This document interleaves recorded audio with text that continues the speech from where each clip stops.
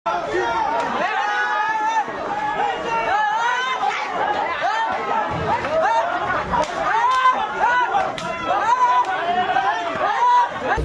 খোলা বা হিজাব কার মুখে আছে একটু খোলো তো, এই ঘটনা থেকে শুরু হয়ে এখানে 2-3টা মোটরসাইকেল ভাঙচুর হলো। আবার বাড়ির ভিতরে কিছু ইট পাটকেল মারলো, বাড়ির ভিতরেও দেখলাম 2টা মোটরসাইকেল। আমাদের কর্মীরা যেখানে মানে হাতিবান্ধা থানার মধ্যেই যেখানে আমরা ভোটের জন্য যাই, এটা তো সবার অধিকার, স্থানটা ভোটার অধিকার সবার আছে, সবাই সব জায়গায় যেতে পারে, সবাই সব জায়গায় প্রচারণা করতেই পারে।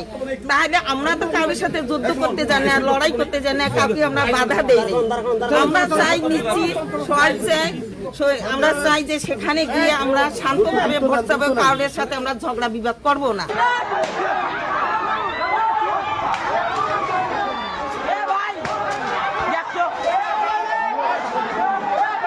ঘটনা শুনে তাৎক্ষণিক চলে এসেছে। হিজাব খোলা বা হিজাব কার মুখে আছে একটু খোলো তো, এই ঘটনা থেকে শুরু হয়ে এখানে 2-3টা মোটরসাইকেল ভাঙচুর হলো।